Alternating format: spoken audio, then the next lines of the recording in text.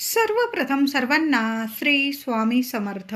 स्वामी महाराजांच्या कृपेने तुमच्या सर्व चांगल्या इच्छा पूर्ण होत ही स्वामींचरणी प्रार्थना करते आणि आजच्या व्हिडिओला सुरुवात करते. 2 मार्च 2026 सोमवार दिवशी हुताशनी पौर्णिमा म्हणजेच फाल्गुन पौर्णिमा, होळी पौर्णिमा आलेली आहे. तर पौर्णिमा प्रारंभ होणार आहे संध्याकाळी 2 मार्चला संध्याकाळी 5:55 ही पौर्णिमा तिथी प्रारंभ होणार आहे आणि दुसऱ्या दिवशी 3 मार्च रोजी सायंकाळी 5:07 ही पौर्णिमा तिथी संपणार आहे. बऱ्याच लोकांकडून तुम्ही ऐकलेलं असेल की होळीला, यंदाच्या होळीला चंद्रग्रहण आलेलं आहे. तर नाही, चंद्रग्रहण हे 3 तारखेला धुलिवंदनच्या दिवशी असणार आहे. दुपारी 3:20 ते संध्याकाळी 6:48 असा 3.25 तासाचं हे चंद्रग्रहण असणार आहे. मोठं चंद्रग्रहण आहे, पण होळी सणावर चंद्रग्रहणाचा कुठलाही वाईट परिणाम नसून आपल्याला होळी दहन म्हणजेच प्रज्वलित होळी करायची आहे. ती 2 मार्च रोजीच करायची आहे. संध्याकाळी 6 वाजेपासून ते रात्री 9-10 वाजेपर्यंत तुम्ही अगदी आनंदाने होळीचे दहन करू शकता, पूजन करू शकता. नैवेद्य, पाणी, सर्व पूजा वगैरे आपल्याला होळीची 2 मार्चला संध्याकाळी 6 वाजेपासून रात्रीच्या 10-10:30 वाजले तुम्हाला चालेल. अगदी शुभ मुहूर्त आहे. दुसऱ्या दिवशी सूर्योदयापासून ते संध्याकाळी 6:48 चंद्रग्रहणाचे वेद नियम सर्वांनी जरूर पाळा. ज्यांना म्हणजे ज्या गर्भवती महिला असतील, अशक्त, लहान लेकरं, त्यांनी यावर्षी धुलिवंदन वगैरे नाही खेळला. तुम्ही 8 मार्चला रंगपंचमीचा उत्सव खेळला तुम्ही तरीही चालेल. बाहेर निघू नका, शांत घरात बसा.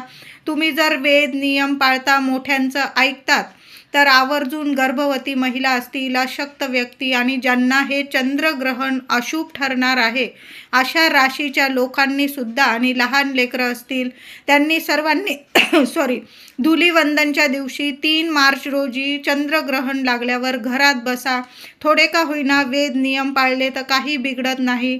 शांत बसा, नामस्मरण करा. तुम्ही ज्या देवांना, इष्टदेवतांना मानतात त्या देवांचं पूजन करा. जप, तप, ध्यान, नामस्मरण एवढ्या गोष्टी केल्या. तुम्ही देवपूजा करू शकता, स्नान करू शकतात.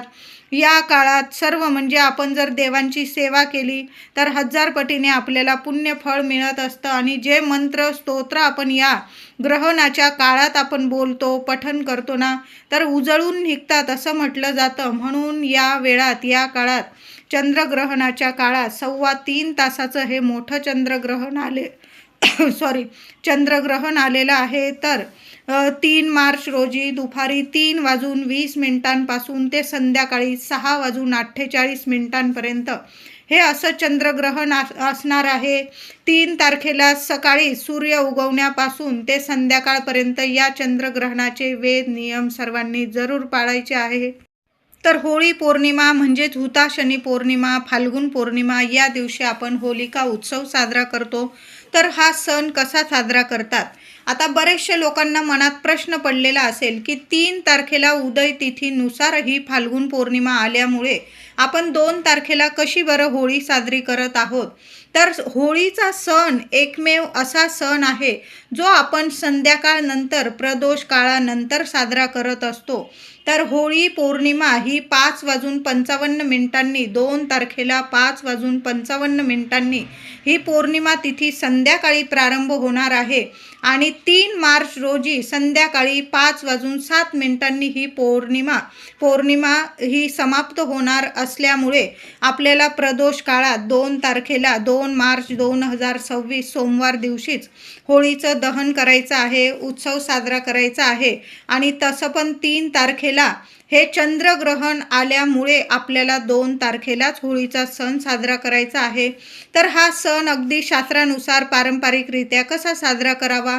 तर या दिवशी अंगणातील थोडी जागा सारवून घ्यायची आहे. तुम्हाला जिथं होळी साजरी करायची आहे ती जागा थोडीशी सारवून घ्यायची आहे. त्याभोवती रांगोळी काढून घ्यायची. मध्यभागी शेणाच्या गोवऱ्या, त्यात एरंडाची फांदी लावली जाते, म्हणजे एरंडाचा एक दांडा उभा केला जातो. त्याच्या भोवती लाकडे गोवऱ्या रचल्या जातात. त्याची पूजा करायची. पुरणपोळीचा नैवेद्य दाखवायचा. त्याचबरोबर सगळे गाव मिळून गोवऱ्या लाकडे गोळा करून तुम्ही सार्वजनिक ठिकाणी होळीसुद्धा करू शकता. तिची सर्वांनी मिळून पूजा करावी. नंतर त्यात प्रत्येक कुटुंबाने एक नारळ जरूर अर्पण करायचा. आता नारळ अर्पण करताना कसा करायचा? महिलांनो, दादांनो, आपल्या घरातून एक नारळ घ्यायचा आहे आणि शेंडी आपल्या घरात आली पाहिजे, म्हणजे हातांच्या वर आली पाहिजे. अशा दोन्ही हातात तो नारळ पकडायचा. आपल्या घराच्या शेवटच्या खोलीपासून तो नारळ पकडायचा दोन्ही हातात. हा उपाय, ही सेवा महिला करू शकतात, पुरुष दादा करू शकता, कुणीही केली तरीही चालेल. तो नारळ घ्यायचा. मनात तुमच्या ज्या इच्छा असतील, ज्या समस्या असतील, भगवान श्री हरी विष्णूंना तुम्हाला सांगायच्या आहे. संपूर्ण घरात तो नारळ फिरवून घ्यायचा आहे आणि सरळ जाऊन जळत्या होळीत तुम्ही तो नारळ अर्पण करायचा आहे. अशा पद्धतीने जर तुम्ही नारळ अर्पण केला ना, तर तुमच्या घरात ज्या अडीअडचणी असतील, तुमच्यावर काही संकट असेल, समस्या असतील, भगवान श्री हरी विष्णू एका क्षणात त्या समस्यातून मार्ग मिळवून देतील. सर्व समस्या नष्ट होईल. जसा जसा तो नारळ होळीत जळतो तशा तुमच्या सर्व समस्या नष्ट होतात, जळून खाक होतात. म्हणून प्रत्येकाने होळी पौर्णिमेला म्हणजेच होळीत एक नारळ जरूर अर्पण करावा. आता होळी का साजरी केली जाते बरं? छोटीशी कथा सांगते. हिरण्यकश्यपूचा मुलगा भक्त प्रल्हाद हा विष्णूंचा, भगवान श्री हरी विष्णूंचा लाडका भक्त होता. हिरण्यकश्यपूने त्यांचा छळ केला. प्रल्हादाने श्रीकृष्णांचे नाव घेऊ नये म्हणून हिरण्यकश्यपूने त्याला उंच कड्यावरून खाली फेकून दिले, खाली टाकले, उकळत्या तेलाच्या कढईत टाकले. तरीही भक्त प्रल्हादावर त्याचा काही एक परिणाम झाला नाही.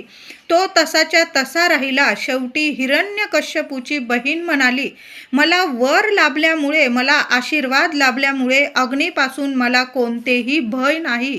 मी जळणार नाही कधीच. मी प्रल्हादाला घेऊन अग्नीत बसते. त्याप्रमाणे हिरण्यकश्यपूची बहीण हुंडा प्रल्हादाला मांडीवर घेऊन अग्नीत बसली.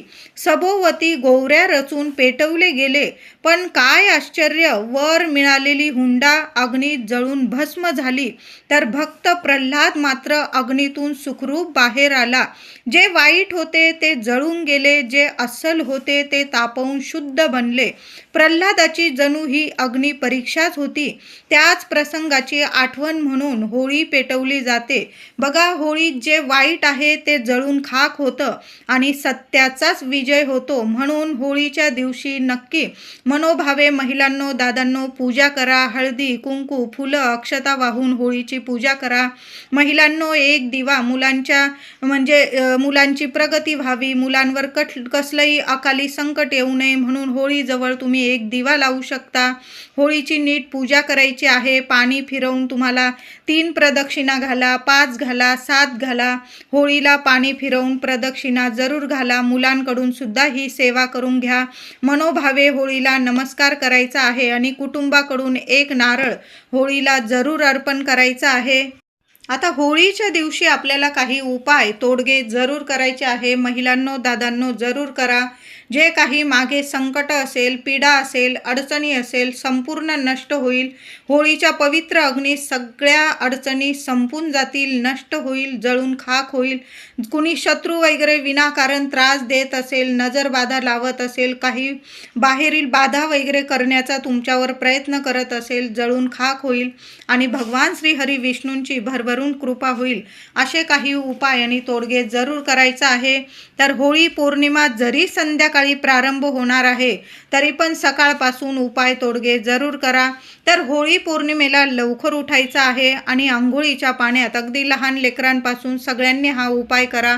आंघोळीच्या पाण्यात थोडंसं गंगाजल टाका, थोडंसं गोमूत्र टाका, थोडंसं खडं मीठ टाकायचं आहे आणि बारीकसा खडा तुरटीचा टाकायचा आहे. तुरटी इतकी प्रभावी असते की सगळी नकारात्मकता खेचून घेण्याची ताकद तुरटीमध्ये आहे आणि तुमचा चंद्र मजबूत बनवेल. तुरटी तुमचा शुक्र ग्रह मजबूत बनवेल आणि ज्याचा चंद्र शुक्र गुरु ग्रह मजबूत असतो त्याला या जगात लक्ष्मी मातेकडून सर्व काही इच्छित फलप्राप्ती होते. म्हणून या दिवशी होळी पौर्णिमेला सकाळीच हे आंघोळीचा उपाय जरूर करा. राहून गेला तर तुम्ही दुसऱ्या दिवशी 3 तारखेला सुद्धा याच वस्तू थोडं खडं मीठ, गंगाजल, तुमच्याकडं गोमूत्र असेल जरूर टाका आणि थोडंसं बारीकसा खडा तुरटीचा आवर्जून टाका. कितीही मोठा शत्रू असेल तुम्हाला विनाकारण त्रास देत असेल तुरटी या वस्तू पाण्यात टाकताना भगवान श्री हरी विष्णूंचं तुम्हाला नामस्मरण करायचं आहे आणि मग आंघोळीचा उपाय करायचा आहे. लहान लेकरांना सुद्धा तुम्ही उपाय करू शकता. हा महिलांनो, होळीच्या दिवशी आणि दुसऱ्या दिवशी चंद्रग्रहण आहे त्या दिवशी सुद्धा एक पवित्र पाणी आपल्या घरात दारात शिंपडून द्यायचं आहे. काय करायचं आहे? आंघोळीनंतर हा उपाय करा. थोडंसं पाणी घ्यायचं आहे, चिमूटभर हळद टाकायची आहे, गोमूत्र टाका, गंगाजल टाका, गुलाबजल टाका. या सर्व वस्तू तुम्हाला लागणारच आहे आणि या सर्व वस्तू आपल्याकडं हव्याच आहे. तर या सर्व वस्तू पाण्यात टाकायचं आहे. एक कापराची वडी बारीक करून टाकायची आहे. सर्व पाण्यात मिक्स करा. हळद, गोमूत्र, गुलाबजल, गंगाजल, कापूर वडी या सर्व वस्तू पाण्यात मिक्स करायच्या, 5ही वस्तू.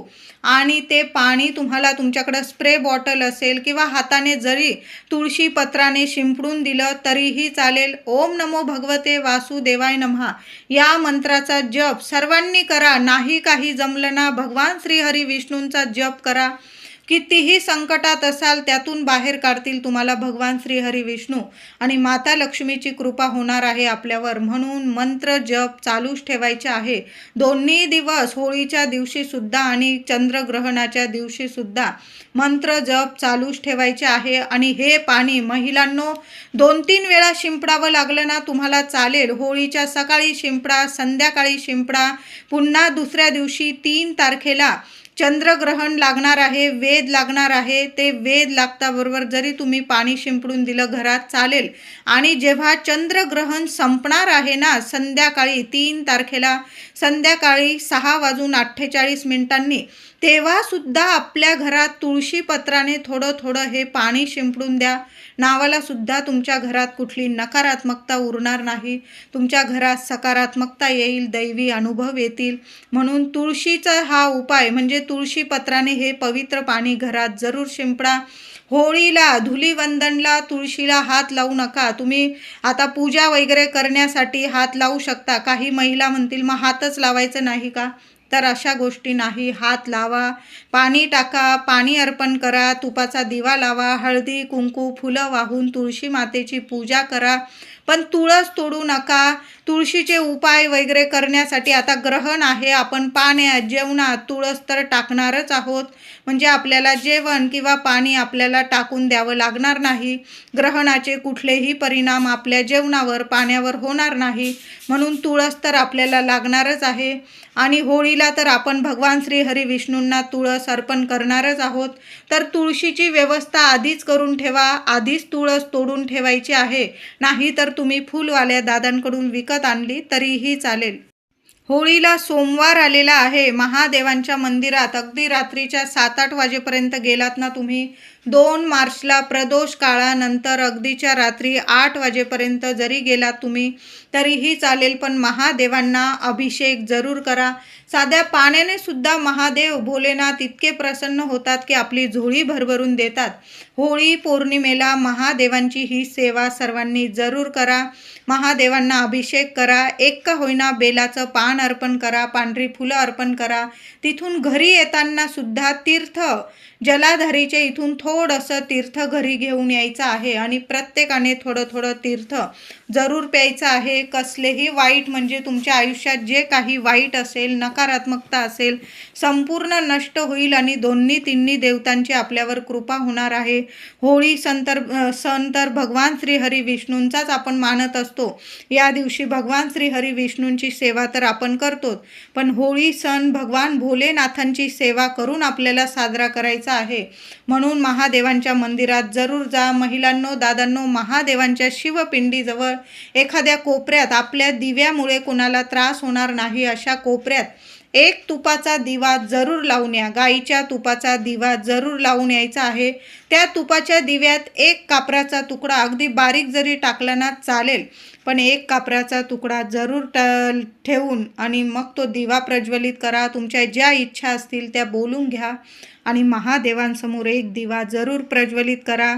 आता होळीची पूजा करण्या अगोदर महिलांनो, तुळशीजवळ दिवा लावतच असतो आपण संध्याकाळी, तर एक चौमुखी दिवा तुम्हाला मुख्य दाराशी सुद्धा लावायचा आहे आणि मग बाहेर जाऊन तुम्हाला होळी मातेची पूजा करायची आहे. तर एक मातीची पंती जरी घेतली तरीही चालेल. त्यात दुहेरी वात टाकायची आहे, लांब वात टाकायची आहे. अशा 4 वाती टाका. जे तेल देवांसाठी दिव्यांसाठी वापरतात ते तेल टाका. एखाद्या कागदावर, एखाद्या ताटलीत तो दिवा ठेवायचा आहे. माता लक्ष्मीचं नामस्मरण करा. दिव्याला हळदी कुंकू अक्षता वाहून दिव्याची पूजा करा आणि आपल्या मुख्य दाराशी उजव्या साईडला डाव्या साईडला बघू नका, तुम्हाला जिथं जागा मिळेल ना तिथं तो दिवा प्रज्वलित करायचा आहे. उंबरठ्याला हात लावून तुम्हाला प्रार्थना करायची आहे आणि उंबरठ्यावर सुद्धा एक मातीच्या पंतीत थोडेसे तांदूळ, अख्खे तांदूळ घ्यायचे. त्यात 5 लवंग चांगल्या फुलाच्या बघून घ्या. थोडीशी पिवळी मोहरी असेल तर पिवळी मोहरीची मुठभर ठेवा आणि 2 कापराच्या वड्या ठेवायच्या आहे. कोपऱ्यात ठेवा, कुणाचा पाय लागणार नाही अशा ठिकाणी. आणि मग तुम्हाला होळीची पूजा करायला जायचं आहे. कळालं असेल माझ्या सर्व मैत्रिणींना. एक चौमुखी दिवा दाराशी लावा आणि आपल्या उंबरठ्यावर मातीच्या पंतीत थोडे तांदूळ, 5 लवंग, 1-2 कापराच्या वड्या आणि थोडीशी पिवळी मोहरी या वस्तू ठेवून मग होळीची पूजा करायला जा.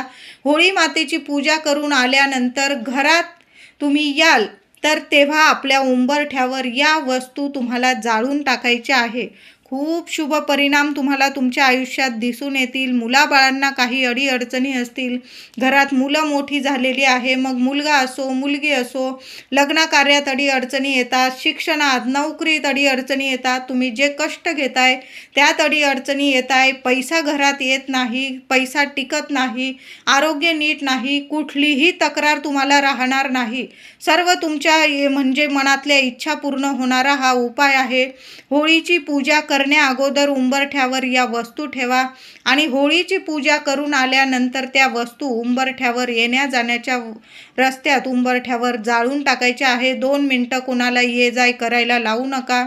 त्या वस्तू जाळून टाकायच्या आहे. नंतर त्या वस्तू तुम्ही निर्माल्यात टाका. पुन्हा ती पंती तुम्ही वापरू शकतात. सुंदर उपाय आहे. अनुभव नक्की येईल सोन्यासारखे तुम्हाला. महिलांनो, करून तर बघा. होळी पौर्णिमेला माता लक्ष्मी आपली कुलस्वामिनी असेल, तुम्ही त्या फोटो असेल माता लक्ष्मीचा किंवा तुमच्या कुलस्वामिनीचा, श्रीयंत्र असेल, टाक असेल, त्यावर कुंकुमार्चन जरूर करा. 11 वेळा करा महिलांनो, 21 वेळा करा. पण होळी पौर्णिमा, फाल्गुन पौर्णिमा, हुताशनी पौर्णिमा मोठी पौर्णिमा आहे. देवी आईला तुम्हाला पानाचा विडा अर्पण करायचा असेल, पुरणाचा नैवेद्य तर आपण देवी आईला दाखवणारच आणि मग बाहेर जाऊन होळी मातेला नैवेद्य दाखवणार. तर जेव्हा नैवेद्य दाखवतो पूर्णावरणाचा तेव्हा गोड पानाचा विडा जरूर चढवावा. नंतर तो पानाचा विडा तुम्ही पती पत्नीने किंवा घरात सर्वांनी प्रसाद स्वरूप खाल्ला तरीही चालेल. देवी आईला तुम्हाला लवंग अर्पण करायच्या असेल तर 11 लवंग अर्पण करा. दुसऱ्या दिवशी चंद्रग्रहण वगैरे संपल्यानंतर त्या लवंगा तुम्ही देवघरातून काढून घ्या. एका लाल कपड्यात 1 रुपयाचं नाणं त्याबरोबर ठेवा आणि तुमच्या तिजोरीत ठेवा. कशालाच कधी कमी पडणार नाही. लक्ष्मी माता तुमच्यावर इतकी प्रसन्न राहील की कुठलीच म्हणजे तुमची इच्छा बाकी ठेवणार नाही. मग घर असेल, ऐश्वर्य, सुख, संपत्ती, मुलांची प्रगती, प्रत्येक कामात यश, प्रगती, सर्व तुमच्या इच्छा लक्ष्मी नारायण पूर्ण करतील. जेवढ्या सेवा होतील ना महिलांनो तेवढ्या जरूर करा. महालक्ष्मी अष्टकाचा पाठ 1 वेळा करा, 8 वेळा करा, 16 वेळा करा, पण हुताशनी पौर्णिमेला, होळी पौर्णिमेला संध्याकाळी जरूर करा. एक वेळा विष्णू सहस्त्र नामावली जरूर पठण करा किंवा तुम्ही यूट्यूबवर लावून दिलं ना, साक्षात श्रीहरी विष्णू तुम्हाला दर्शन देऊन जातील. व्यंकटेश स्तोत्र पठण करता येईल तर जरूर करा. मान्य आहे पूर्णावरणाचा नैवेद्य करताना नाही वेळ मिळणार तुम्हाला, पण तुम्ही यूट्यूबवर तर ऐकू शकता. घरात जरासं मोठ्या स्वरात लावून द्या. आपल्या वास्तूला सुद्धा भगवान श्री हरी विष्णूंची ही सेवा ऐकायला द्या, म्हणजे आपली वास्तूसुद्धा नेहमी प्रसन्न राहील आणि कधीच कुणाची नजरबाधा आपल्या घरादाराला लागणार नाही. भगवान श्री हरी विष्णूंची, माता लक्ष्मीची ही सेवा आपल्या घरात झालीच पाहिजे. महिलांनो, दादांनो, जरूर करा. होळीमध्ये 2 विड्याच्या पानांवर 2 लवंग, 5 किंवा 7 बत्तासे ठेवून आपली मनातली इच्छा बोलून होळी जरूर अर्पण करायची आहे.